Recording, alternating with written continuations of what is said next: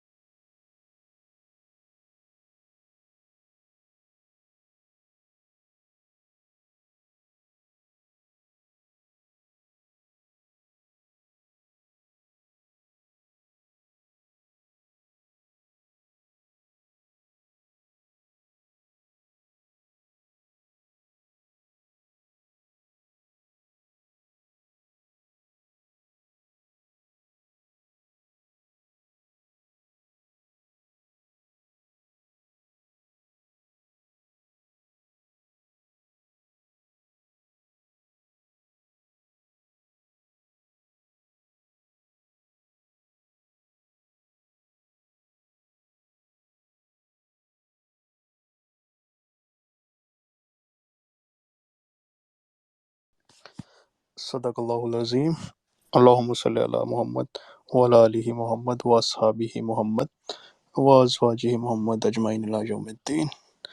جی تو جیسا کہ آپ سب جانتے ہیں کہ عید الاضحیٰ قریب ہے اور حج کا مومنٹ بھی قریب ہے، تو اسی اسپیسیفیکیشن کے طور پہ ہم نے آج ٹاپک بھی رکھا، اور آج خصوصی طور پہ سر سید ابو العالم زیدی صاحب جو کہ ایک بہت ہی قابل اسکالر ہیں، استاد ہیں، اور بہت سی انسٹیٹیوٹ میں ورک کر رہے ہیں۔ تو پہلے سر کی طرف چلتے ہیں۔ جی سر، السلام علیکم ورحمۃ اللہ وبرکاتہ۔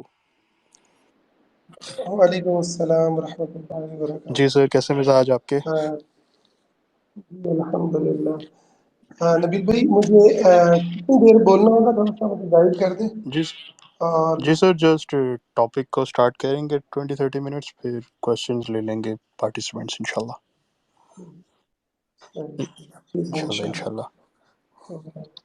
ہم شروع کریں گے. جی سر انشاءاللہ انشاءاللہ. تو جیسا کہ آپ سب پارٹیسپینٹ جانتے ہیں کہ جی سر تو ٹاپک اب ہم نے کافی حج مومنٹ آف ریولوشن کے جس طرح کے ہم سب جانتے ہیں کہ حج کے بارے میں کافی آج جیسے کہ کوئی بھی فیسٹیول قریب آتا ہے تو اس پہ ڈفرینٹ لوگوں کی ڈفرینٹ رائے اسٹارٹ ہو جاتی ہے، تو ہر کسی کا ایک الگ وے ہوتا ہے پریزنٹ کرنے کا. لیکن آپ کے ساتھ بھی لاسٹ سیشن ہوا تھا تو آپ کی باتیں کافی ڈیپ اور کافی ایک الگ ہی انالیسس ہوتا ہے. تو جس طرح کہ سر حج کا مومنٹ ہوتا ہے تو اس مومنٹ کو ہر کوئی الگ الگ اسپیسیفائی کرتا ہے کہ جس طرح کہ حجۃ الوداع سے اگر ہم دیکھیں تو اور ابھی تک کہ حج کو ایک مسلمان جو ایک گیدر ہوتے ہیں، لیکن ہم بعد میں دیکھتے ہیں کہ جہاں پر بھی جس طرح مسجد میں بھی مسلمان اکٹھے ہوں اور حج پہ تو آپ کو پتہ ہے کتنی لاکھوں میں تعداد ہوتی ہے، لیکن ہم دیکھ رہے ہیں کہ جیسے ہی لوگ وہاں گیدرنگ میں ہوتے ہیں تو ان کی جو اسپرچویلٹی ہوتی ہے وہ بالکل ایک ہائی لیول پہ ہوتی ہے. لیکن جیسے ہی جتنے لاکھوں لوگ اب حج پہ گئے ہوئے ہیں تو وہ جب اپنے اپنے ملک میں جاتے ہیں تو وہ پھر کیوں وہ ایک مومنٹ کہہ سکتے ہیں کہ جب نبی پاک علیہ السلام نے جب حجۃ الوداع پہ ایک خطبہ دیا تو اس کے بعد جو ریولوشن آیا، اور آج ہم دیکھتے ہیں کہ ویسی ہی گیدرنگ ہوتی ہے لیکن سب مسلمان جو ہیں وہ انڈیویجولزم کی طرف چلے جاتے ہیں، ہم مین مسئلوں کی بات نہیں کرتے. تو وہ کیوں اس مومنٹ سے ریولوشن نہیں آ رہا، تو آج ہم آپ سے سیکھنے کی کوشش کریں گے سر. بسم اللہ الرحمن الرحیم. بسم اللہ الرحمن الرحیم. الحمد لله رب العالمين والصلاة والسلام على سيد الأنبياء والمرسلين اما بعد. حج کا جو موسم ہے اس کے اندر جو ریولوشن کی جو بات ہے وہ حقیقت ہے کہ یہ لفظ بڑا چھوٹا ہے. اس لفظ کو آپ دیکھیں کہ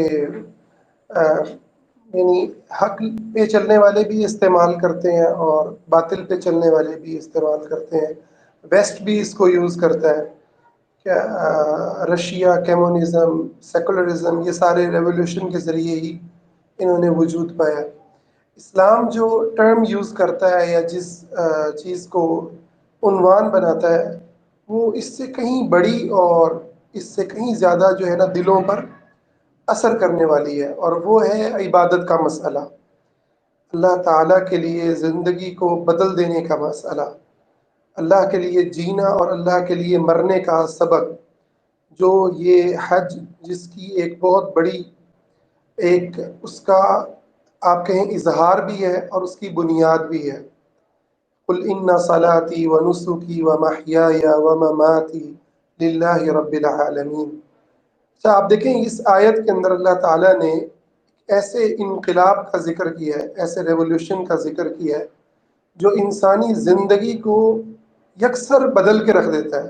وہ انسان جو قوم قبیلے کے لیے زندہ تھا، وہ انسان جو اپنے بتوں کی بندگی کے لیے زندہ تھا، اپنے خاندان کی بڑائی، اپنی بڑائی، اپنے بزرگوں کی بڑائی کے لیے زندہ تھا، اس انسان کی زندگی میں اللہ تعالیٰ نے ایک بڑا واضح طور پر جو ہے وہ ایک اس کے اندر زندگی کے اندر بہت بڑا جو ہے نا وہ بدلاؤ آیا کہ قل ان صلاتی و نسکی و محیای و مماتی للہ رب العالمین، کہ میرا جینا مرنا، زندگی، قربانی، نمازیں، عبادات سب کی سب اللہ رب العالمین کے لیے.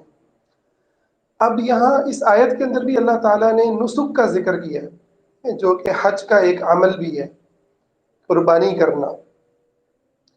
تو ہمیں یہ سمجھنے کی ضرورت ہے کہ حج کے اندر یہ تبدیلی کا جو میسج ہے یہ کس طریقے سے دیا گیا ہے. اس کو ہم جتنا زیادہ ایکسپلور کریں گے، اس کو جتنا زیادہ ہم سیکھیں گے، اتنا زیادہ ہماری زندگی میں تبدیلی آنے کا جو چانس ہے وہ بڑھے گا اور ہم ریئلٹی کو کم از کم دیکھ پائیں گے. آج جو دردناک واقعہ ہے وہ یہ ہوا ہے کہ عبادات جو ہیں وہ ایک محض ایک رسم اور ایک عادت بن گئی ہے. روزہ آتا ہے تو ہم روزے رکھ لیتے ہیں، حج آتا ہے تو حج پہ چلے گئے، لاکھوں خرچ کر دیے، مگر اس سے زندگی کے اندر تبدیلی نہیں آتی. کیونکہ ہم ان معانی کو، ان ایموشنز کو، ان فیلنگز کو جو اللہ تعالیٰ ہمیں فیل کرواتا ہے، ہم اس سے جو ہے وہ دور ہیں، یا اس کو ہم جانتے نہیں ہیں۔ تو سب سے پہلی چیز جو حج کے اندر اس کو میں محسوس کرتا ہوں، وہ اللہ تعالیٰ نے بندوں کے ساتھ اپنا جو تعلق جوڑا ہے، اور مسلمانوں کے ساتھ، اپنے فالورز کے ساتھ، اپنے بلیورز کے ساتھ، وہ بڑا ہی خاص اور بڑا ہی اہم ہے۔ اس حوالے سے ایک میں حدیث پڑھ رہا تھا کہ اللہ تعالیٰ نے یہ جو وعدہ لیا ہے، میثاق، کہ اللہ تعالیٰ نے ساری انسانیت کو آدم علیہ السلام کی پشت سے نکالا، اور پھر ان سے پوچھا الست بربکم، کیا میں تمہارا رب نہیں ہوں؟ تو آپ نے، میں نے، قیامت تک آنے والے سب انسانوں نے یہ اقرار کیا، بلا تو ہمارا رب ہے۔ اللہ تعالیٰ نے کہا کہ ایسا نہ ہو کہ قیامت کے دن تم آؤ اور تم کہو کہ انا کنا عن ھذا غافلین، ہم تو بھول گئے تھے، یا کہو کہ شرک تو ہمارے بڑوں نے کیا تو ہم تو ان کے پیروکار تھے، ان کے پیچھے چلنے والے تھے۔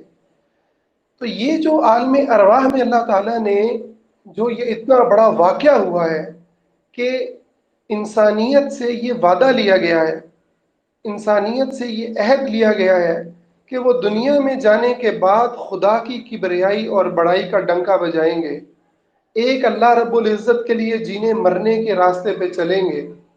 یہ جو دن تھا، صحیح حدیث ہے مسند احمد کی، یہ یوم عرفہ کا دن تھا، حج کا دن تھا، جس دن یہ عہد لیا گیا۔ اسی طرح آپ دیکھیں کہ اس دن اللہ رب العزت اپنے بندوں پر جھانکتا ہے جیسے اس کی شان کے لائق ہے، اور فرشتوں پہ فخر کرتا ہے، فرشتوں پر فخر کرتا ہے، اور فرماتا ہے انظروا الی عبادی اتونی شعثا غبرا، میرے بندوں کو دیکھو جو غبر آلود ہیں، جن کے جو ہے وہ حال سفر کی وجہ سے وہ تبدیل ہے، اور چہروں پر مٹی ہے، اور یہ میرے سے مانگنے کے لیے آئے ہیں، میرے سے بخشش مانگنے کے لیے آئے ہیں۔ اور عرفے کا دن دعا کا دن ہے، حج کا جو دن ہے اللہ سے مانگنے کا دن ہے، اللہ کو محسوس کرنے کا دن ہے کہ ہمارا ایک رب ہے جو ہمارے ساتھ ہے، جس نے ہمیں پیدا کیا ہے اور جس کی طرف ہم نے لوٹ کر کے جانا ہے، اور وہ ہماری ہر ضرورت کو پورا کرنے والا ہے۔ تو نبی صلی اللہ علیہ وسلم نے اس حوالے سے دین اور دنیا دونوں کی تکلیفوں کا ذکر فرمایا، حج اور عمرے سے یہ دونوں ختم ہو جاتی ہیں۔ تو ایک تو یہ بڑا انقلاب ہوتا ہے کہ وہ انسان جو زمین کے اندر پڑے خداؤں کو، کھڑے خداؤں کو، چاہے وہ کسی نظام کی صورت میں ہو، وہ کسی جو ہے ازم کی صورت میں ہو، وہ کسی بت کی شکل میں ہو، یا کسی بھی شکل کے اندر ہو، وہ اسے پوچھ رہا تھا، اس سے امیدیں لگائے ہوئے تھا، کسی درخت سے، کسی حجر سے، کسی گائے، اور نہ جانے کس کس کی پوجا کر رہا تھا، وہ انسان اللہ رب العزت کو جانتا ہے، اللہ کے ساتھ اپنے تعلق کو جوڑتا ہے اور اللہ سے مانگتا ہے۔ یہ انقلاب کی سب سے بنیادی اینٹ ہے۔ دوسری جو بڑی چیز حج کے اندر ہے وہ ہے امت مسلمہ کا تصور۔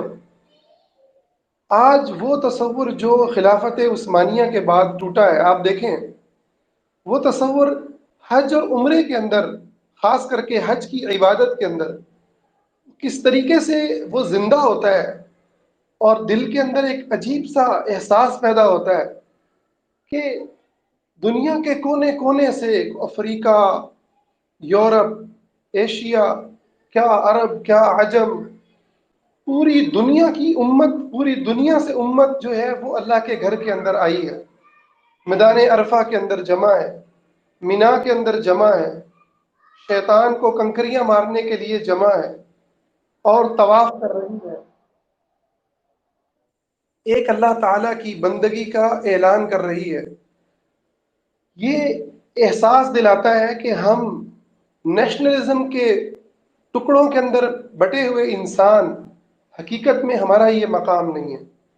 اللہ نے ہمیں ایک امت بنایا ہے اور ہمارا ایک امام مقرر کیا ہے، بالکل اسی طرح جس طریقے سے حج کے میدان میں ایک امام خطبہ دیتا ہے اور ساری کی ساری امت وہاں پر بیٹھتی ہے، اور نبی صلی اللہ علیہ وسلم نے اس امت کی جو یہ حج کے ساتھ جو تعلق ہے امت کے تصور کا، اس کو اتنے خوبصورت انداز میں آپ نے بیان کیا ہے کہ آپ نے حج ہی کے موقع پر یہ بات فرمائی کہ عربی اور عجمی میں کوئی فرق نہیں، کالے اور گورے میں کوئی فرق نہیں، سب کے سب تم آدم کی اولاد ہو، اور فرق کی بنیاد صرف تقوی ہے۔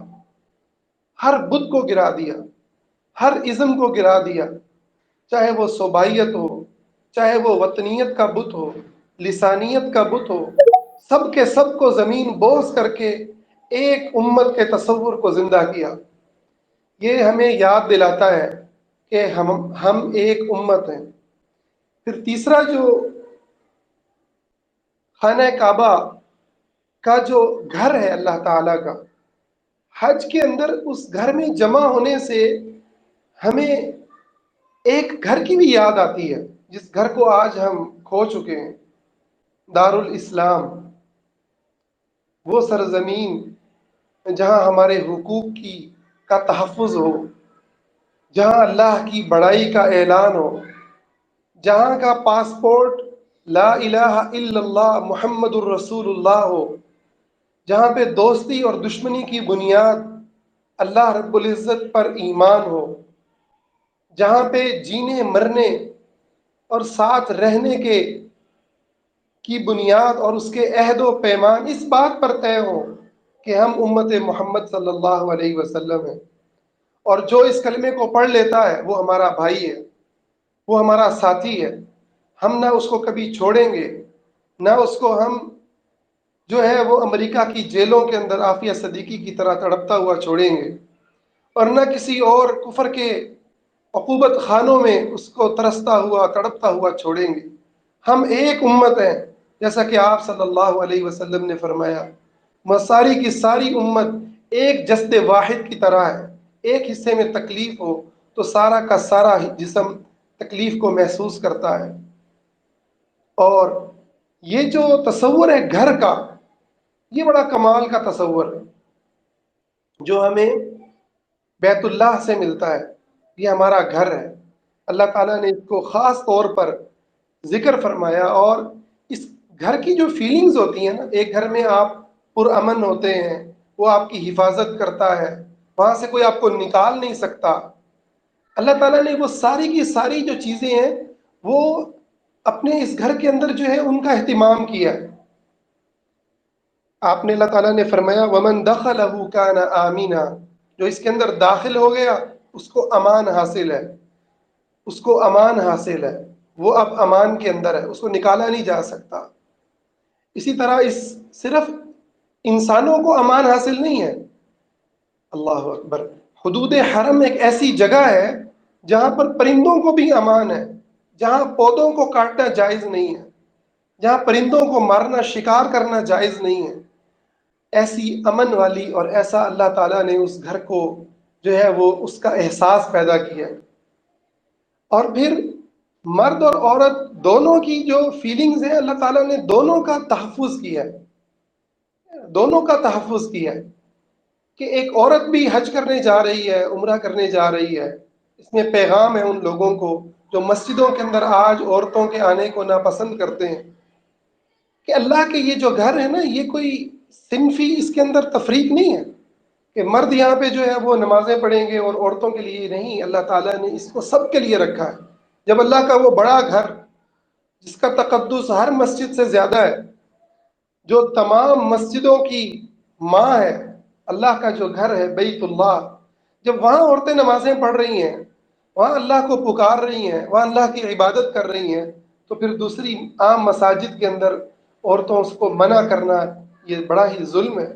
جیسا کہ احادیث کے اندر آتا ہے، آپ صلی اللہ علیہ وسلم نے اس بات سے منع کیا کہ تم اپنی عورتوں کو منع کرو، آپ نے اس سے منع کیا اور حکم دیا کہ عورتوں کو منع مت کرو اللہ کی مسجدوں سے، لا تمنعوا اماء اللہ من المساجد، اللہ کی بندیوں کو مسجد سے مت روکو۔ تو اللہ کے گھر کا یہ احساس اور اس کا تحفظ یہ ہمیں یاد دلاتا ہے کہ آج سے چند دہائیاں پہلے ہی، چند دہائیاں، صدیاں نہیں، چند دہائیاں پہلے ہی ہم، بلکہ اب ایک صدی ہونے کو ہے، ایک صدی تقریباً ہونے کو ہے، ہمارا ایک گھر تھا، ہمارا ایک بڑا تھا، ہمارے حقوق کا وہ تحفظ تھا کہ جو تحفظ دنیا کی کسی قوم کو حاصل نہیں تھا، اور ہم وہاں بڑے ہی امن و امان سے جیتے تھے، اللہ کی کبریائی کو بیان کرتے تھے، اللہ کی عظمتوں کے گن گاتے تھے، اللہ کے گھر میں جا کر کے اللہ کی عبادت کرتے، اور پوری ارض اسلام ہمارے لیے امن کی جو ہے وہ جگہ تھی۔ اللہ سے دعا ہے اللہ وہ دن پھر لوٹائے اور امت مسلمہ عزت کے پھر وہ دن دیکھے۔ یقیناً اللہ نے اس کا وعدہ کر رکھا ہے اور وہ دن لوٹ کر کے آئیں گے۔ قیامت تب تک قائم نہ ہوگی جب تک اس زمین پر اللہ تعالیٰ کا دین قائم نہ ہو جائے۔ اللہ ہمیں بھی ان لوگوں میں شامل فرمائے جو اس کو قائم کرنے والے ہیں۔ پھر اسی طرح سے حج کی اگر ہم تاریخ کو دیکھیں تو ایک بڑی زبردست واقعہ ہے اس حج کے ساتھ جڑا، جو مایوسیت کو ختم کر دیتا ہے۔ حضرت ابراہیم علیہ السلام نے جب اس گھر کو بنایا، انہوں نے اللہ سے پوچھا، یا اللہ اس بیابان صحرا میں جہاں نہ کوئی درخت ہے نہ کوئی پانی ہے، یہاں کون ہوگا جو حج کرنے کے لیے آئے گا؟ اللہ نے حضرت ابراہیم کو حکم دیا، وَأَذِّن فِي النَّاسِ بِالْحَجِّ يَأْتُوكَ رِجَالًا وَعَلَى كُلِّ ضَامِرٍ يَأْتِينَ مِنْ كُلِّ فَجٍّ عَمِيقٍ۔ اے ابراہیم تم آواز دو، تمہارا کام ہے آوازہ لگانا کہ لوگوں آؤ حج کے لیے، تو دیکھنا کہ لوگ ہر اونچائی سے اور نیچے سے لوگ چلتے آئیں گے، کھنچتے چلے آئیں گے۔ اللہ کی کیا نشانی ہے! ابراہیم نے اس وقت آواز دی، اور آج تک اللہ کے گھر کا حج ہے کہ وہ جاری و ساری ہے۔ آج تک دنیا میں بڑی کوششیں ہوئیں، ابراہ نے کوشش کی اس گھر کو توڑ ڈالے، لوگوں کا رخ اپنے کنیسہ کی طرف کروا دے، ابابیلوں کے ذریعے عبرت کا نشان بنا دیا گیا۔ اللہ کا یہ گھر آج بھی آباد ہے، اور یہ پیغام ہے تمام مخلصین کو، اللہ رب العزت کی طرف دعوت دینے والوں کو، اللہ کے لیے ڈٹے ہوئے لوگوں کو، کہ غم نہ کرو، تمہارا کام ہے پہنچا دینا، شارٹ کٹ نہیں مارو، حق کے راستے پہ چلتے رہو۔ یہ نہیں کہ جس مرحلے پر صبر کرنا ہے، جس جگہ پر آپ کو صبر کرنا ہے وہاں آپ تلوار اٹھا لیں، وہاں آپ جو ہے وہ ٹکرانے کا سوچیں۔ شارٹ کٹ کی اسلام نے اجازت نہیں دی، اور اللہ رب العزت سے مایوس ہونے کا بھی اجازت نہیں دی۔ اللہ سے مایوس بھی نہیں ہونا۔ آپ شرعی طور پر جس طریقے سے جو ذمہ داری جس وقت میں جو سمجھ آتی اس کو ادا کیجیے، اور اللہ سے امید رکھیں کہ اللہ کا دین غالب آ کر کے رہے گا، اللہ کے گھر آباد ہو کر کے رہیں گے، اور زندگی بدلے گی، معاشرے بدلیں گے انشاءاللہ۔ اسی طرح اس گھر کے اندر حج کے موقع پر ایک اور بڑا زبردست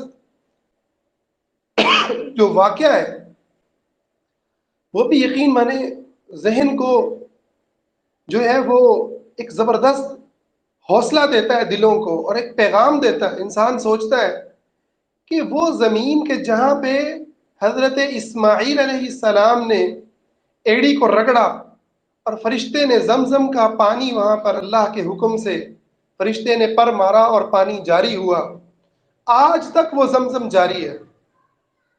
اس جگہ پر حج کے موقع پر اللہ کی ایسی ایسی نشانیاں ہیں، ایسی ایسی نشانیاں جو بتاتی ہیں کہ اللہ ہے، اس کائنات کا ایک بنانے والا ہے، اور یہ دین حق ہے جو محمد صلی اللہ علیہ وسلم لے کر کے آئے، اس کے حق ہونے میں کوئی شک اور شبہ نہیں، اس کے حق اور سچ ہونے میں کوئی دو رائے نہیں، وہ سچ ہے، آپ کے وعدے سچے ہیں، آپ کی خبریں سچی ہیں۔ تو یہ جو دل کے اندر ایک سکون پیدا ہوتا ہے، انسان دیکھتا ہے اور اللہ تعالیٰ کی ایسی ایسی نشانیاں وہاں پر موجود ہیں۔ اسی طرح سے آپ دیکھیں کہ حج کے اندر اللہ رب العزت کے شعائر ہیں، ان الصفا والمروة من شعائر اللہ فمن حج البیت او اعتمر فلا جناح علیہ ان یطوف بہما۔ صفا اور مروہ یہ اللہ کے شعائر میں سے ہیں، اور ان دو جگہ پر دو بت تھے۔ اللہ تعالیٰ نے پھر ایک وقت آیا کہ ان بتوں کو ختم کر دیا گیا، ان کو زائل کر دیا گیا، اور پھر وہاں پر جو ہے وہ اللہ رب العزت کی کبریائی اور بڑائی کا جو ہے ڈنکا بجنے لگا۔ یہ بہت بڑی بات ہے۔ تو اس میں اللہ تعالیٰ کے شعائر کے احترام کا بھی ایک پیغام ہے۔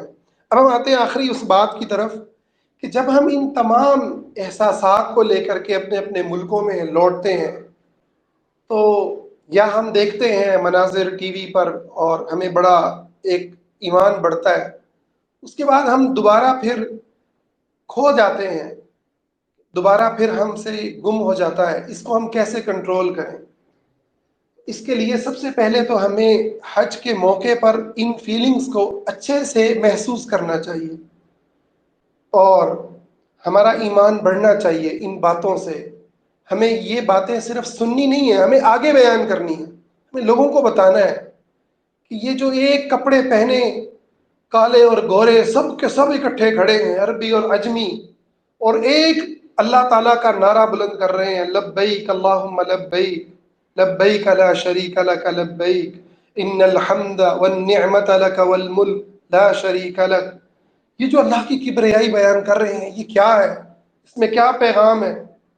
کہ کائنات کا مشکل کشا، حاجت روا، داتا، دستگیر کرنے والا، قانون بنانے والا، حلال حرام مقرر کرنے والا، لیگل اور ان لیگل کی جو ہے کی اتھارٹی رکھنے والا، وہ صرف اللہ رب العزت کی ذات ہے، اسی کی عبادت ہے، اسی کو سجدے، اسی سے دعا، اسی کو مشکلات میں پکارنا، اسی کی اطاعت و فرما برداری، اسی کی تہذیب اور اسی کی دی ہوئی شریعت کو زمین میں قائم کرنا، یہ اللہ کا یہ پیغام ہے۔ اور کوئی فرق نہیں کسی زبان میں، کسی قوم میں، سب کے سب برابر اور اللہ کے بندے ہیں۔ تو اس پیغام کو آپ لوگوں تک پہنچائیں۔ جتنا آپ لوگوں کو پیغام پہنچائیں گے، اتنا آپ کا ایمان جو ہے وہ بڑھے گا اور زندہ ہوگا۔ یہ واحد راستہ ہے۔ اور اس چیز کو میں نے بڑا اس آیت کے اندر ایک عالم نے نقطے کو بیان کیا، کنتم خیر امت اخرجت للناس تأمرون بالمعروف وتنہون عن المنکر۔ حضرت عمر سے اس حوالے سے ایک جو ہے نا وہ ایک روایت نقل کی گئی ہے۔ حضرت عمر کہتے ہیں کہ یہ جو امت کا بہترین ہونے کا جو اعزاز ہے، یہ اسی کو حاصل ہوگا جو یہ کام کرے گا جو اس آیت میں بیان ہوا ہے۔ تو صرف ایک ہی حل ہے کہ ہم اللہ کی طرف بلائیں لوگوں کو، ہم لوگوں کو وہ پیغام دیں جو پیغام ہمیں مل رہا ہے، جس چیز کو آپ کے سامنے کوئی بھی ایکسپلور کر رہا ہے، آپ کے سامنے کھول رہا ہے، آپ کو پتہ چل رہا ہے، اس کو اپنی نسلوں کو، اپنے بچوں کو، اپنے حلقوں میں اس پیغام کو پہنچائیں، اس پیغام کو آگے پھیلائیں۔ اس سے کیا ہوگا کہ آپ گناہ میں چلے بھی گئے، غفلت میں چلے بھی گئے تو فوراً لوٹ آئیں گے۔ یہی واحد راستہ ہے۔ اور اس کے ساتھ ساتھ جو کر گزرنا ممکن ہے امت کے لیے، وہ کر گزرنے کے لیے جو ہے وہ کمر بستہ رہیں۔ عافیہ صدیقی کے لیے آواز اٹھانی ہے۔ امت مسلمہ کو کسی جگہ پر کوئی کامیابی ملتی ہے کہ وہ پاکستان کے اندر کسی جگہ پر مسلمانوں کی کسی تحریک کو کامیابی ملتی ہے، ترکی کے اندر اردوغان کو ملتی ہے، وہ دنیا میں کہیں پر بھی امت کی کوئی بھی امت کو خوشی حاصل ہوتی ہے، کہیں پر بھی شر کے اندر کمی واقع ہوتی ہے، اس کے اندر ہمارا حصہ ہونا چاہیے، اسے ہمیں آن کرنا چاہیے۔ تو جو کر گزر سکتے ہیں وہ کر گزریے، اور جو نہیں کر گزر سکتے اس کے لیے اللہ سے دعا کیجیے، اللہ سے دعا کریں، اے اللہ تو اپنی رحمتوں سے، ہمارے ہاتھ میں نہیں ہے کہ ہم اپنی بہن عافیہ کو نکال پائیں، اے اللہ تو اپنی رحمتوں سے اس کو جلد از جلد آزاد فرما۔ اے اللہ ہمیں وہ ایسے حکام عطا فرما کہ جو دین کے لیے غیرت رکھنے والے ہوں، جن کے اندر شرم و حیا ہو، جو امت کے ساتھ غداری نہ کرنے والے ہوں۔ تو یہ اپنے اندر تڑپ رکھنا اور اس تڑپ کو لوگوں تک پہنچانا، یہ وہ راستہ ہے جس کے ذریعے انشاءاللہ ہم جو ہے وہ اپنے آپ کو بھی زندہ رکھیں گے اور حج کے اس سبق کو بھی ہم یاد رکھیں گے۔ اسی پہ اکتفا کرتے ہیں، سوالوں کی طرف آتے ہیں۔ بارک اللہ۔ جی سر، جزاک اللہ خیرن۔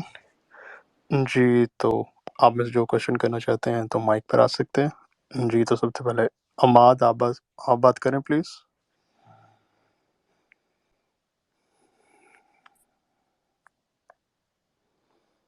جی عماد، اپنا مائک میوٹ کر لیں، آپ ان میوٹ۔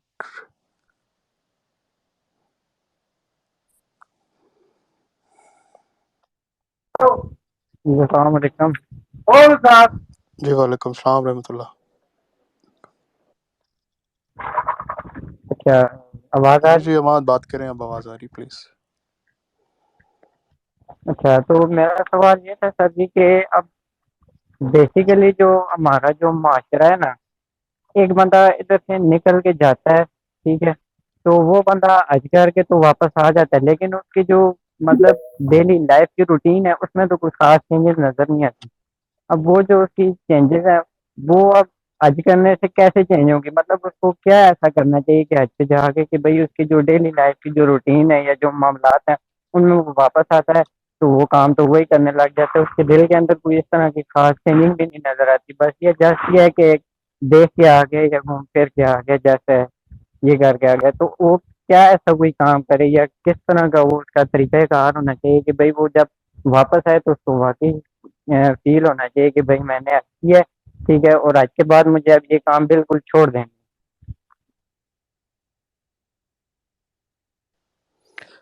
G sir please. جی دیکھیں، بات یہ ہے کہ اس حوالے سے بہت سارے اسباب ہوتے ہیں جو ہمیں اس عبادت سے آنے کے بعد پھر ان چیزوں کے اندر ہمیں قائم نہیں رکھ پاتے ہم۔ ایک بات تو یہ ہے کہ ہم آئیڈیلزم سے نکلیں، ٹھیک ہے، ہم ایک ایسی دنیا میں جی رہے ہیں کہ جس کے اندر جو اجتماعی نظام ہے وہ جو ہے کفر پر مبنی ہے، چاہے وہ ہماری تہذیب ہے، ثقافت ہے۔ آپ دیکھ لیں کہ کس قدر اوورآل جو فضا ہے وہ گندگی سے بھری ہوئی ہے۔ اب گندگی کے اندر ایک آدمی جو ہے اگر اپنے منہ پہ کپڑا رکھے گا اور اس کو رکھنا چاہیے تو اس کا یہ مطلب نہیں ہے۔ ہمارے استاد حامد کمال الدین بڑی اچھی بات کرتے ہیں، وہ کہتے ہیں کہ آپ کپڑا تو رکھیں گے لیکن یہ تو نہیں ہے کہ اسمیل نہیں آئے گی، اسمیل تو آئے گی، ٹھیک ہے۔ تو حج کے ساتھ ہی نا جو صوفیانہ سا ایک ہمارا کنسیپٹ آتا ہے نا کہ بس بندہ آ کے تو بس کوئی ولی اللہ ہی ہو جائے، اور ولی اللہ کا مطلب یہ ہے کہ تسبیح اس کے ہاتھ میں ہو اور ہر ٹائم وہ اللہ اللہ کر رہا ہو، یہ تو پاسبل ہے نہیں کہ جب تک کہ اجتماعی سطح پر کوئی جو ہے وہ ایفرٹ نہیں ہوتی، اجتماعی نظام بہتر نہیں ہوتا، فرد پر جو اثرات ہیں وہ جو ہے وہ اجتماعی نظام کے بہت زیادہ ہیں۔ تو یہ عبادات وقتی طور پر ہمیں بوسٹ کرتی ہیں، کھڑا کرتی ہیں، اور پھر اس کے بعد وہی جو گند ہے وہ ہمیں اپنے اندر گھیر لیتا ہے۔ تو اس میں ہم مایوس نہ ہوں، کیونکہ اس کے اندر ہم اگر ایفرٹ کر رہے ہیں اور ہم سمجھ رہے ہیں کہ ہمارا حصہ ہے اگر اسلام کی دعوت میں، اسلام کو کھڑا کرنے میں، قائم کرنے میں، تو پھر انشاءاللہ اللہ تعالیٰ جو ہے اس نے بڑے وعدے کیے ہوئے ہیں کہ وہ گناہوں کو معاف کرنے والا ہے۔ لیکن کچھ چیزیں ایسی ہیں جو بہت بنیادی نوعیت کی ہوتی ہیں۔ مثلا ایک آدمی حرام کھا رہا ہے، وہ حج کر کے آگے بھی حرام کھا رہا ہے، ٹھیک ہے، اور ایک آدمی جو ہے وہ بہنوں کا حصہ نہیں دے رہا، ٹھیک ہے، بیٹیوں کی بغیر مرضی کے خلاف شادیاں کر رہا ہے، ظلم کی مختلف شکلیں اس کے اندر موجود ہیں معاشرتی حوالے سے، ٹھیک ہے، تو اس کو کوئی فرق ہی نہیں پڑتا، وہ ویسے کا ویسا ہے۔ تو یہ جو معاملہ ہے یا اس ٹائپ کا جو خرابی معاشرے کے اندر موجود ہے، کہ جس نے حج کو صرف ایک فیشن بنا دیا کہ آپ جی حاجی صاحب ہو گئے، حج کر لیا، یا ایک ذمہ داری بنا دی ہے کہ بھئی دنیا کا ہر مذہب کے اندر جو دو چار کام پائے جاتے ہیں، ایک کام ہمارے مسلمان ہونے کے ناطے بھی یہ ہے۔ تو اس کے حوالے سے تو ہمیں علم کی ضرورت ہے کہ ہم اپنے کانسیپٹس کو ٹھیک کریں کہ بھئی عبادت یہ نہیں ہے۔ عبادت جو ہے وہ اللہ تعالیٰ کی بندگی کا مطلب محض حج کرنا نہیں ہے، محض نماز پڑھنا نہیں ہے، یہ تو عبادت کا اظہار ہے۔ عبادت کے چند جو ہیں وہ مراسم ہیں، ٹھیک ہے، جس میں آپ اللہ تعالیٰ کے ساتھ اپنے تعلق کو مزید مضبوط کرتے ہیں، ورنہ مسلمان کی زندگی کا ہر پہلو جو ہے وہ عبادت ہے۔ آپ باپ کے طور پر بھی آپ عبادت کے اندر ہیں، اور یا تو اللہ کی کر رہے ہیں، یا اپنی خاندان کی روایتوں کی کر رہے ہیں، اپنے نفس کی کر رہے ہیں، شیطان کی کر رہے ہیں، ٹھیک ہے، اپنے انا کی کر رہے ہیں، ٹھیک ہے، اپنی بہنوں کو جو حصہ نہیں دے رہا تو وہ بھی ایسے ہی کر رہا ہے۔ تو تکبر جو کرتا ہے نا وہ اللہ کی عبادت جتنے مرضی حج کر لے، اس کے حج اس کے منہ پہ مارے جاتے ہیں۔ اس حوالے سے ضرورت ہے کہ ایک تو ہمیں لوگوں کو نالج دینا چاہیے، خود بھی لینا چاہیے، اور دوسری چیز یہ ہے کہ جو چیزیں بشری کمزوریوں کے تحت ہو رہی ہیں اس میں ہمیں صرف ایک فرد کو کوسنے کی بجائے اور اس کو پکا صوفی بنانے کی بجائے، اسے جہنم سے ڈرا ڈرا کے جو ہے نا نفسیاتی مریض کرنے کی بجائے، بہتر ہے کہ ہم جو ہے وہ اجتماعی جو نظام ہے اس کے اوپر ایفرٹ کریں، جتنا بہتر ہم کر سکتے ہیں ہم اس کے اندر حصہ ڈالیں، ٹھیک ہے، اور ایک فرد کو اللہ تعالیٰ سے اچھی امید دلاتے رہیں۔ جہنم کا جو ذکر ہے اس سے کہیں زیادہ جنت کا ذکر ہونا چاہیے، اللہ سے اچھی امید کا ذکر ہونا چاہیے، کہ یہی واحد طریقہ ہے۔ جزاک اللہ۔ جی عماد، آپ کچھ ایڈ کرنا چاہیں گے؟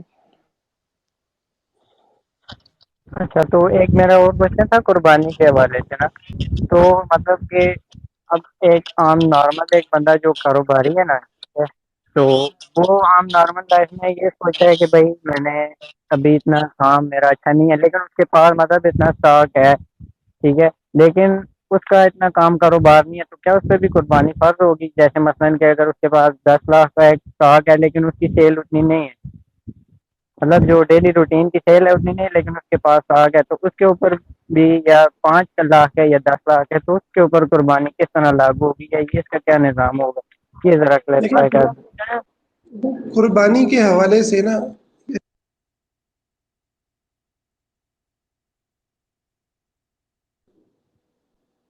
اچھا دیکھیں قربانی جو ہے نا، قربانی کب کرنی ہے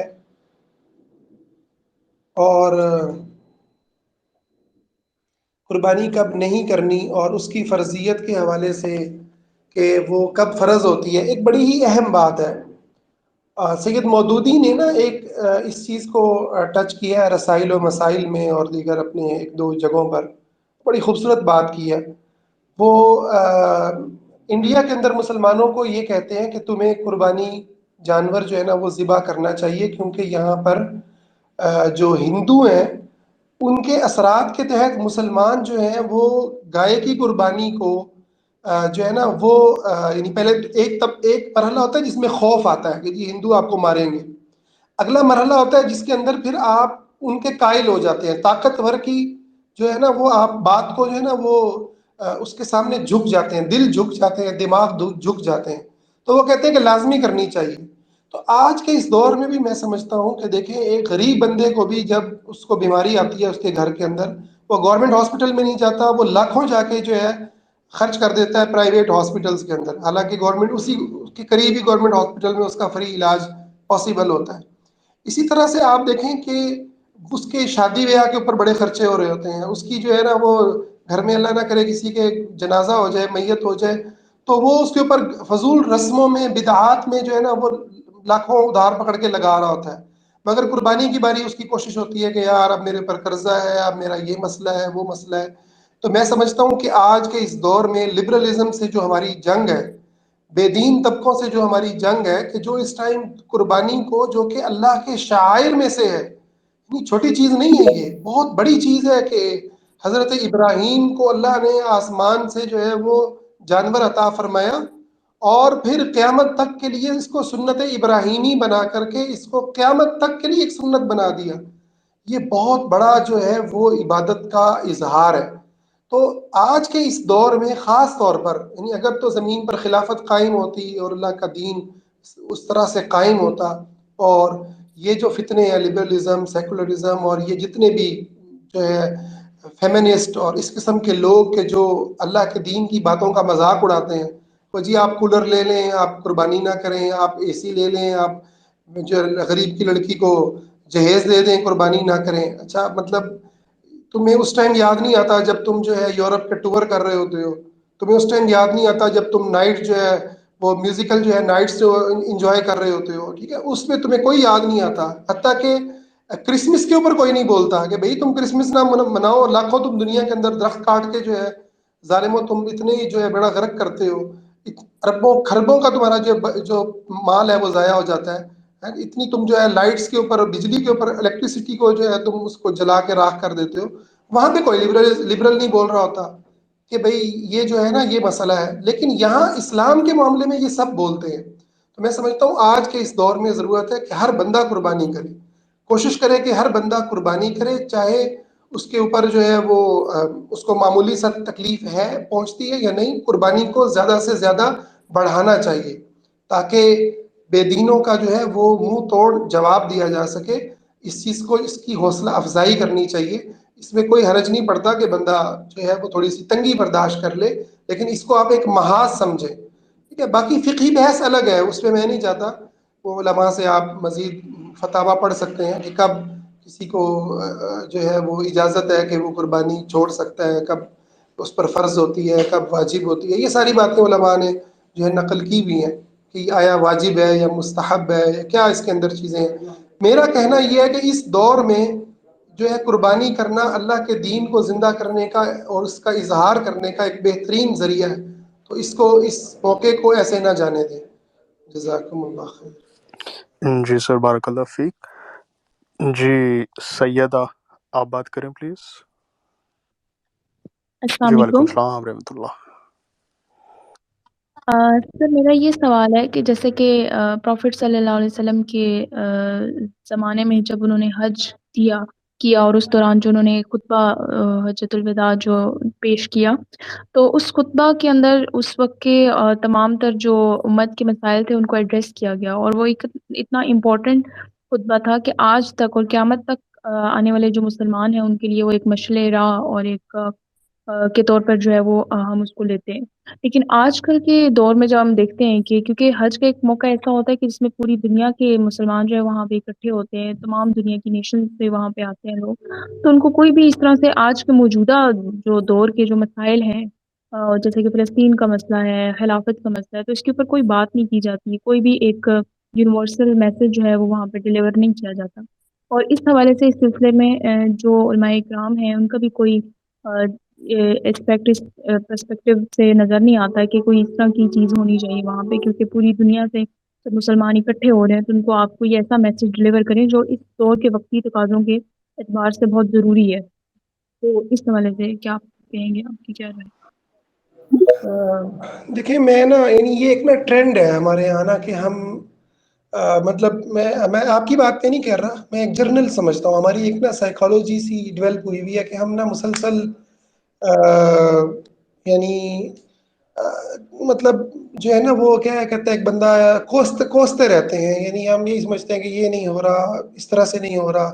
تو میں سمجھتا ہوں ایسا نہیں ہے، اگر آپ حج کا خطبہ سنیں اس کے اندر بہت ساری اچھی باتیں ہوتی ہیں، لیکن اوور آل آپ دیکھیں مسئلہ یہ ہے کہ ہم نے اپنا وہ جو اجتماعی نظام تھا وہ کھو دیا ہے۔ یہ ایک بہت بڑا المیہ ہے، ٹھیک ہے نا بھائی؟ وہ اللہ کا گھر، یعنی سب سے بڑی رونے کی بات تو یہ ہے نا کہ وہ اللہ کا گھر جس میں کوئی چلا جائے تو اس کو نکالنے کی اجازت نہیں ہے، ٹھیک ہے؟ وہاں پہ آپ کا ویزا ختم ہوتا ہے، اٹھا کے وہ باہر مارتے ہیں کہ چلو جی اپنے گھر جاؤ، ٹھیک ہے؟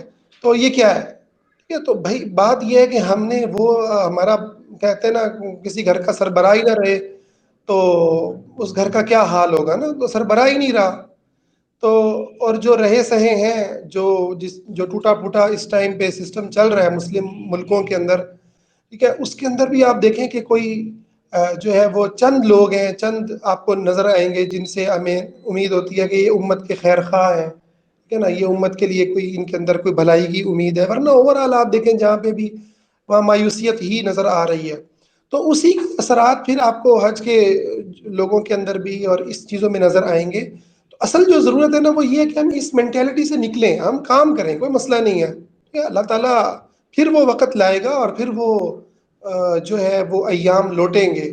تو ہمیں کام کرنا چاہیے کہ ہم جو کر سکتے ہیں ہم وہ کر گزریں۔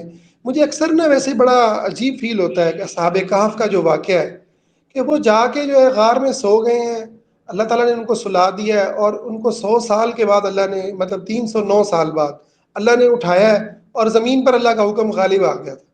اچھا اب ان کو کیوں اٹھایا گیا ہے؟ ایک نقطہ اس کے اندر یہ بھی ہے کہ تم دیکھ لو بھائی، تم نے جو دعوت دی تھی نا اور اس کے بعد تمہیں خوف آیا، اللہ نے تمہیں رہنمائی کی، تم غار میں جا کے سو گئے، دیکھو اللہ نے تمہاری اس دعوت کو، تمہارے ان الفاظ کو، تمہارے اس خوف کو اللہ نے ضائع نہیں کیا۔ آج دیکھو تم یہ دیکھ کے تم نے مرنا ہے کہ وہ جو بادشاہ ہے وہ مسلمان ہے اور وہ اللہ کے دین کے اوپر عمل کرنے والا ہے۔ تو میں سمجھتا ہوں یہی جذبہ اگر ہمارے اندر آ جائے، ضروری نہیں ہے ہم اپنی آنکھوں سے اور اپنے سامنے ساری تبدیلی ہوتا ہوا دیکھیں، ہماری نسلوں میں کیا پتا، ہماری نسلیں وہ دیکھ لیں. ہماری دعا تو ہمارے ہاتھوں اللہ تعالیٰ وہ واقعہ ہماری آنکھوں کے سامنے ہو جائے، ٹھیک ہے، لیکن ہمارے سامنے نہ بھی ہوا تو ہماری نسلیں وہ دیکھیں گی، اور ہمیں ٹھنڈک جو ہے نا وہ قبروں میں بھی پہنچے گی، ٹھیک ہے نا. ہمارا صدقہ جاریہ جاری رہے گا، اس لیے ہم اپنا حصے کا کام کریں. انشاءاللہ جو علماء میں کمزوریاں ہیں، کچھ لوگوں میں کمزوریاں وہ ہیں، اوورآل ہر طبقے میں امت کے کمزوریاں ہیں، تو وہ اللہ تعالیٰ نے چاہا تو وہ بھی دور ہو جائیں گی. تو باقی ہم دعا ہی کر سکتے ہیں، جو بھی پریشانیاں ہیں، چیزیں ہیں، اس کے سوا اور کیا ہے ہمارے ہاتھ میں. یہی ہے کہ ہم اپنی ایفرٹ کریں اور اللہ سے دعا کریں. جی سر، جزاک اللہ خیر. جی سید عبد الجبار، آپ بات کریں پلیز.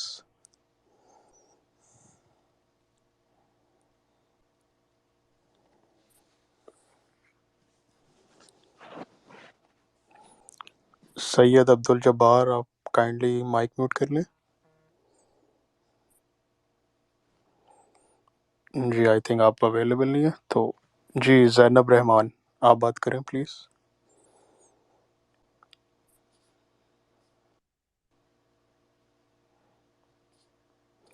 زینب رحمان. جی علی انور، آپ بات کریں پلیز.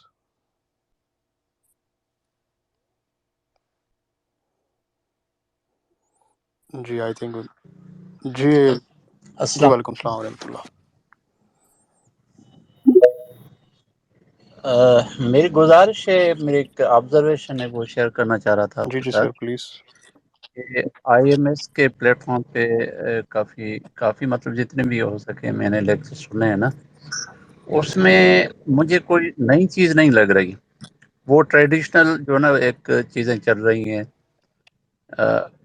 سوال جو کیا جاتا ہے تو اس کو نا وہ آدھا جواب ملتا ہے. جی سر، آج آپ کا کوئی کوشچن ہے تو پلیز کر لیں ٹاپک سے ریلیٹڈ.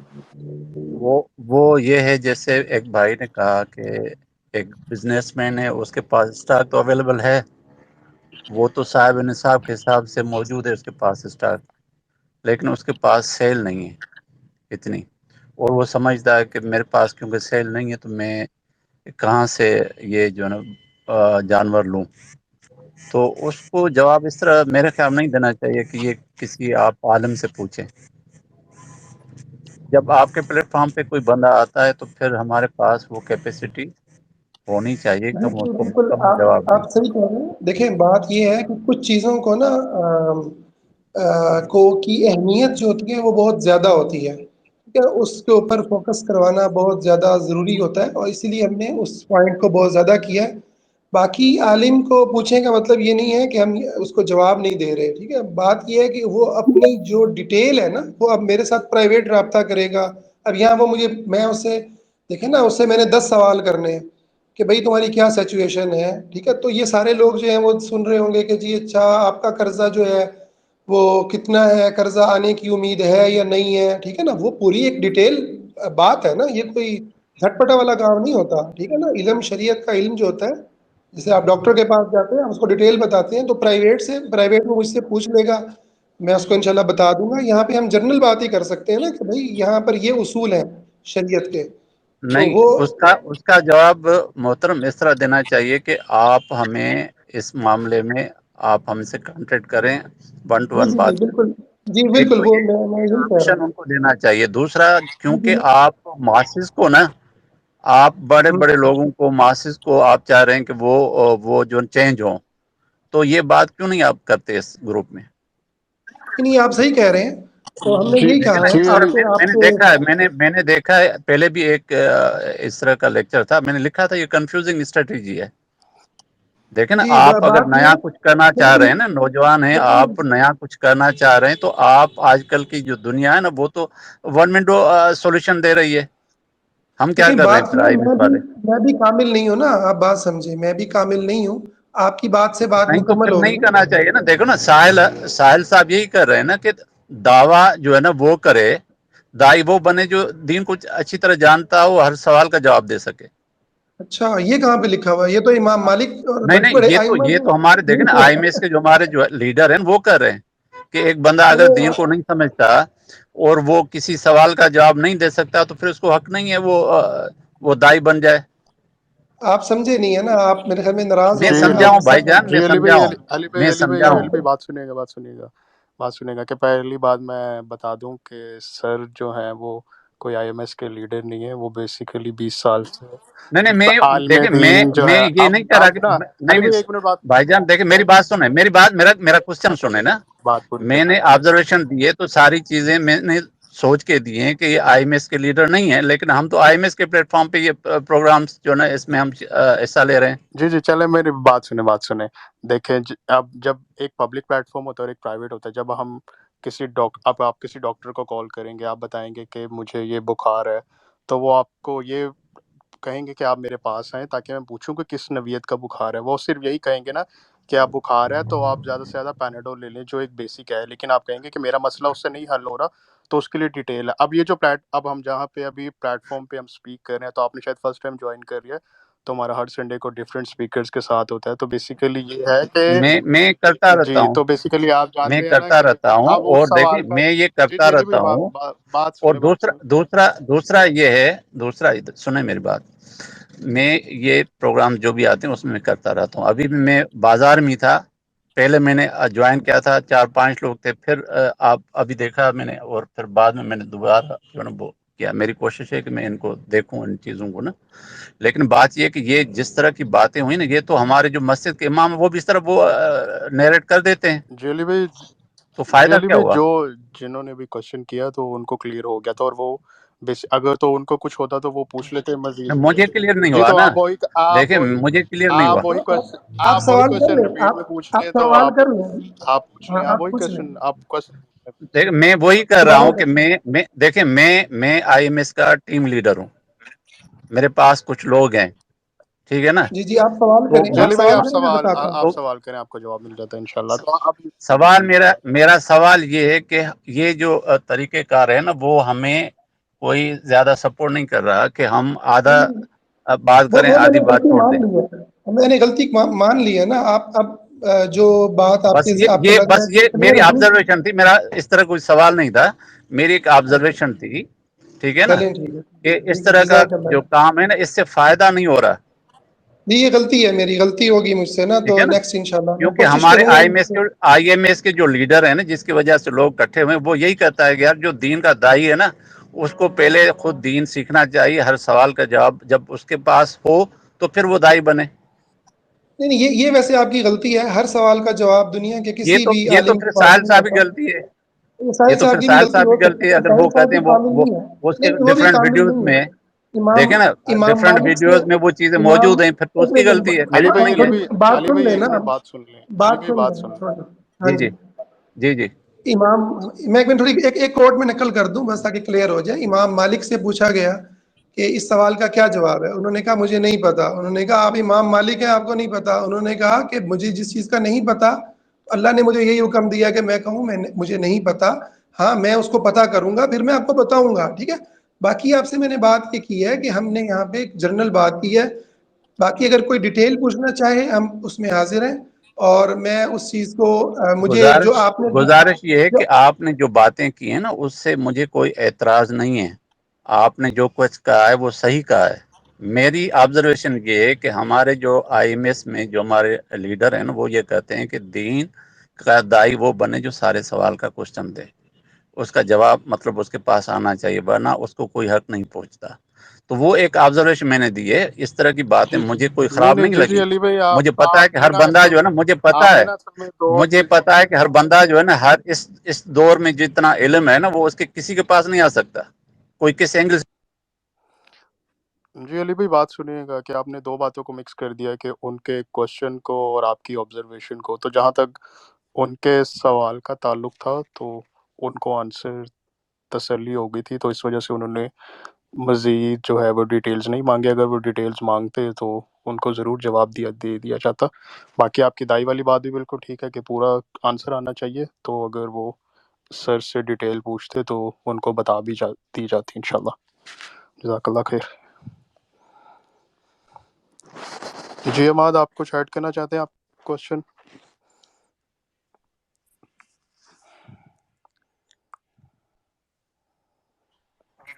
جی بالکل. جی پلیز.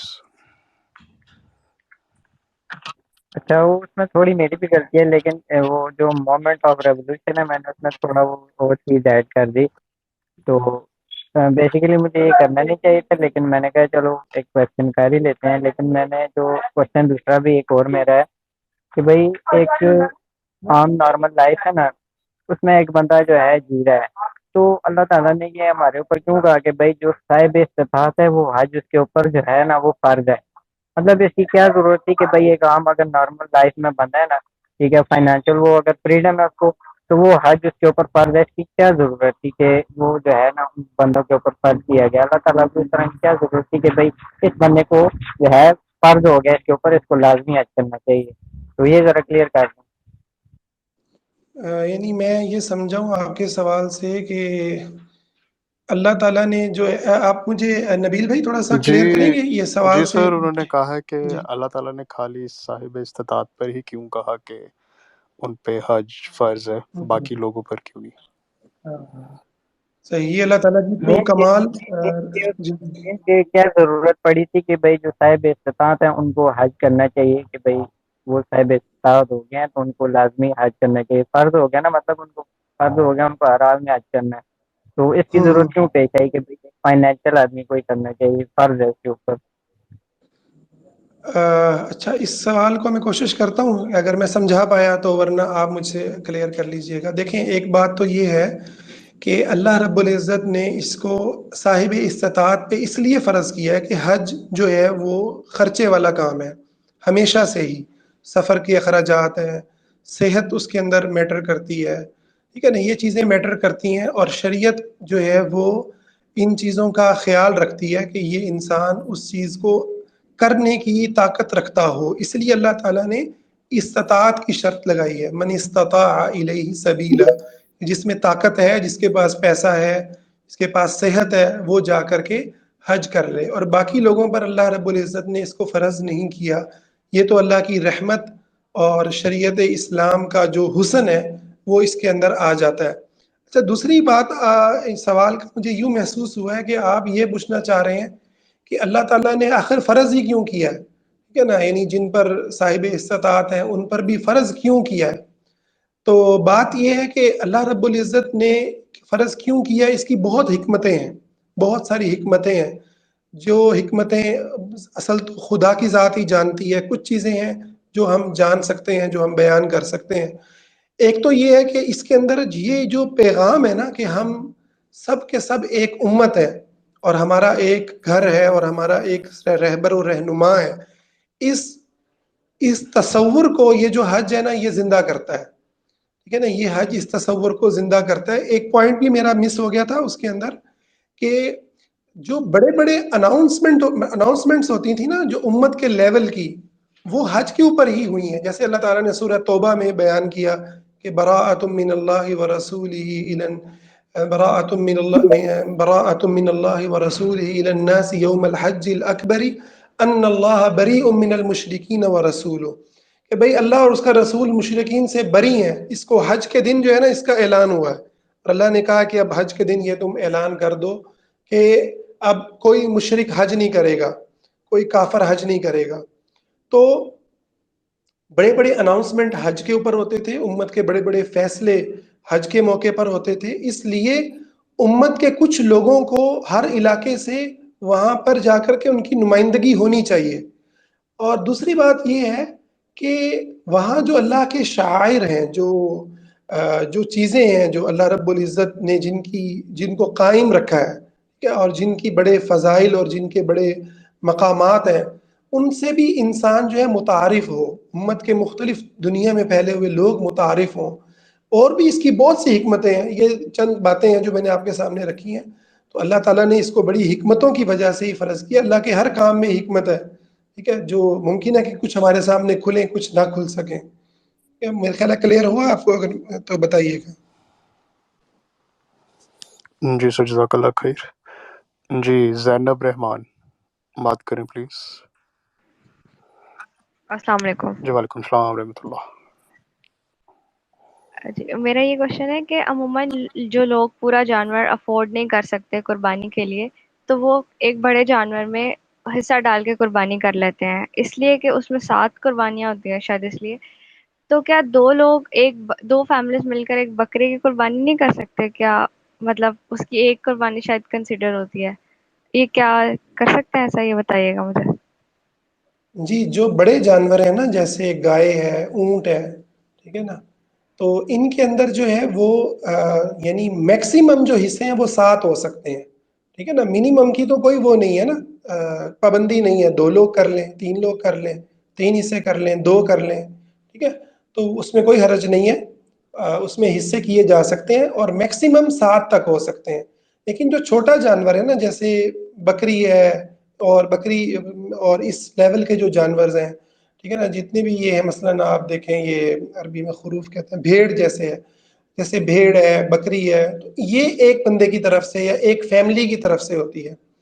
اسی طرح سے ایک اور چیز بھی ہے، اسی میں کلیئر کر دوں کہ اگر ایک فیملی، جوائنٹ فیملی میں انسان رہ رہا ہے، اکٹھے کماتے ہیں اور اکٹھے خرچ کرتے ہیں، تو کھانا پکانا ایک ہے، تو پورے خاندان کی طرف سے اگر ایک بھی جانور کر لیا جاتا ہے تو وہ کافی ہے.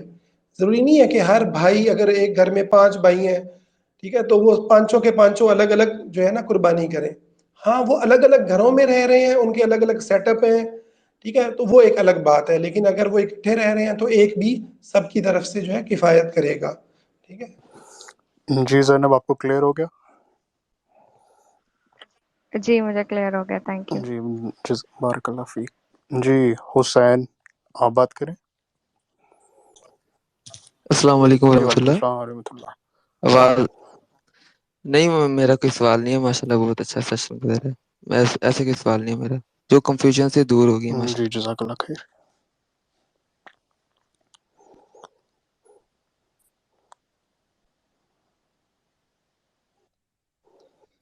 اچھا، تو یہ نبیل بھائی، اس کو میں تھوڑا سا کلیئر کر دوں مزید بھی. جی جی جو سر وہ پلیز.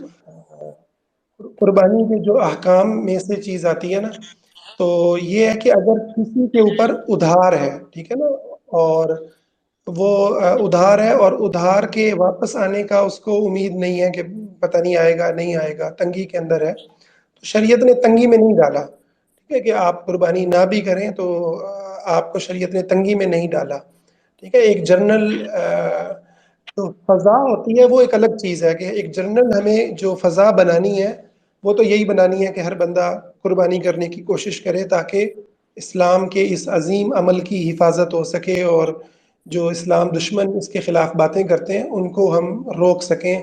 پھر ہمارے بچوں کو بھی ایک میسج جاتا ہے کہ بھائی یہ قربانی کا عمل ہے، ٹھیک ہے، اور اس طرح سے جانور قربان کرنا ہوتا ہے. پوری ایک ٹریننگ ہے جو ہم اپنی نسل کو منتقل کرتے ہیں، اپنی عورتوں کو میسج دیتے ہیں.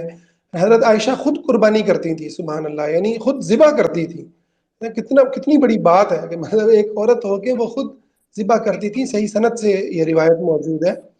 تو ایک جنرل تو یہی ہے، لیکن اسپیشلی جس طرح سے مہنگائی ہے اور جس طرح سے یہ سچویشن ہے، تو اس کے اندر اگر کوئی نہیں کر پا رہا تو ہم شریعت یہ نہیں کہتی کہ آپ گناہ گار ہوں گے، ہے نا. وہ لوگوں کے مسائل ہیں، لوگوں کے مالی طور پر پریشان ہیں، تو اگر کوئی نہیں کرتا تو انشاءاللہ اللہ تعالیٰ جو ہے وہ اسے معاف کرنے والا ہے، اور اللہ تعالیٰ اس کو عید کا جو اجر ہے وہ اس میں شامل فرمائے گا. لیکن جو کر سکتا ہے، جو اس کے اندر تھوڑا سا بے شک تنگ بھی ہو لیکن کر سکتا ہے، ٹھیک ہے، اس کے اوپر ضرر تکلیف نہیں ہے بہت بڑی کوئی، ہے نا. وہ یہ نہیں ہے کہ روٹی کھانے پینے سے ہی تنگ ہے تو ہم اسے کہیں قربانی کریں، ایسا نہیں ہے. مناسب ہے، اسے کوشش کرنی چاہیے وہ ضرور قربانی کرے.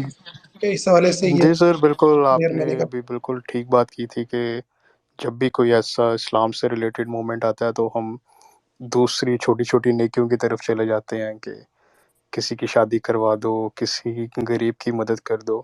اس سے وہ جو ایک اسلامی کسٹم کی ایک اسپرچویلٹی ہوتی ہے وہ ہم برقرار نہیں رکھ پاتے. جی بالکل. جی جی سر. نبیل بھائی، اجازت دیتے ہیں. جی جی سر. جی جی سر. تو sir final remarks from your side sir, کہ ہم کیا میسج حضرت ابراہیم علیہ السلام، حضرت اسماعیل علیہ السلام سے حاصل کر سکتے ہیں، اور ہر سال اس مومنٹ پہ جو ہم ریوائیو کرتے ہیں اس سیکریفائس کو اور حج کے مومنٹ کو، تو پلیز سر. یہ ایک بہت ہی اہم بات کرنے کے بعد میں اس طرف آتا ہوں کہ عرفے کا دن آ رہا ہے، ٹھیک ہے، یوم عرفہ، اور عرفے کے دن میں جو روزہ رکھنا ہے اس سے 1 سال آنے والے اور 1 سال گزرے ہوئے کے گناہ معاف ہو جاتے ہیں، جیسا کہ حدیث کے اندر آیا ہے. تو بڑا ہی قیمتی موقع ہے، اس موقع سے فائدہ اٹھائیں. اچھا، اس حوالے سے ایک کنفیوژن پائی جاتی ہے کہ جی عرفے کا دن وہ ہے جو پاکستان میں ہوگا، پاکستان کی تاریخ سے کے حساب سے بنے گا، یا جو سعودیہ میں ہوگا، ٹھیک ہے، کیونکہ یہ ایک بڑی جو ہے نا مصیبت ڈلتی ہے. تو بھائی بات یہ ہے کہ عرفہ ہے ہی سعودیہ کے اندر، مکہ المکرمہ کے اندر، ٹھیک ہے، میدان عرفات ہے ہی وہاں پہ، اور حاجی جمع بھی وہاں پہ ہوتے ہیں. پاکستان میں تو کوئی عرفہ نہیں ہے نا. تو آج کے اس دور میں جب ہمیں پتہ ہے کہ آج عرفے کا دن ہے، حاجی میدان عرفات میں جمع ہے، ہمارے بعض مولوی جو ہے نا بہت زیادہ زیادتی کرتے ہیں کہ وہ لوگوں کو کہتے ہیں جی آپ اس دن روزہ نہ رکھیں، اگلے دن روزہ رکھ لیں، 9 کا روزہ رکھ لیں. ایبسلیوٹلی. تو ہاں، تو یہ بڑی زیادتی ہے. عرفے کا دن کے روزے کو ضائع نہ کریں، اس کے لیے اسپیشل ابھی سے اپنے آپ کو پریپیئر کریں. میرا خیال ہے بدھ کا دن بن رہا ہے نا، نہیں، منگل کا دن جی بن رہا سر، منگل ہے نا، منگل. منگل کا دن بن رہا ہے. اس کے لیے پریپیئر کریں، اپنے گھر والوں کو، اپنے لوگوں کو سٹیٹس پہ لگائیں، لوگوں کو بتائیں کہ بڑا قیمتی جو ہے نا دن آنے والا ہے. اس دن کے لیے جو ہے نا اپنے آپ کو خاص طور پر روزے کے لیے تیار کریں. اور آخری بات یہ ہے کہ ہم یہ جو حج کا دن ہے اور یہ جو اس کو جو محسوس کرنے کا عمل ہے نا، میں سمجھتا ہوں اگر ہم شروع کر دیں نا محسوس کرنا، غور کرنا، فکر کرنا، محض عمل کرنے سے کہیں زیادہ جو اہم ہے نا وہ ایمان اور اس کی فیلنگ ہے کہ یار ایک عمل جو حضرت ابراہیم سے شروع ہوا اور ہمارے نبی محمد صلی اللہ علیہ وسلم پہ آ کر کے وہ جو ہے نا اس وقت تک جاری رہا اور پھر قیامت تک کے لیے آپ نے اس کو سنت بنا دیا. تو یہ ایک بہت بڑی چیز ہے، بہت بڑی چیز ہے. مطلب ابراہیم علیہ السلام بھی ہمارے ہیں اور سارے نبی ہمارے ہیں، اور قیامت تک کے آنے والے مسلمان ہمارے ہیں، اور ہم ایک امت ہیں، اور ہم بہت جلد اللہ تعالیٰ کی جنتوں کے جو ہے وہ وارث بنائے جانے والے ہیں اگر ہم نے اس عہد کے ساتھ وفا کیا جو ہم نے یوم عرفہ کے دن خدا کے ساتھ کیا تھا. الست بربکم قالوا بلا. تو اس عہد کے اوپر قائم رہیں اور اللہ کی طرف بلانے کے عمل کو قائم رکھیں. انشاءاللہ اللہ تعالیٰ عظمتوں کے دن واپس لے کر کے آئے گا. جزاک اللہ. انشاءاللہ. السلام علیکم. میرا ایک اور کوشچن ہے شیخ نبی. جی جی زینب پلیز. اوکے، میرا یہ کوشچن ہے کہ ایک حدیث کے مطابق ہمیں پتہ چلتا ہے کہ حضرت محمد صلی اللہ علیہ وآلہ وسلم نے یوم عرفات کے دن ظہر کی نماز کے ساتھ ملا کر عصر کی نماز پڑھی تھی، اور ظہر سے لے کر مغرب تک جو ہے انہوں نے دعا کی تھی مسلسل. تو اس سے ہمیں یہ پتہ چلتا ہے کہ وہ سارا ٹائم پیریڈ امپورٹنٹ ہے، یا اس میں 1 گھنٹہ ایسا آتا ہے جس میں قبولیت کا ٹائم ہوتا ہے؟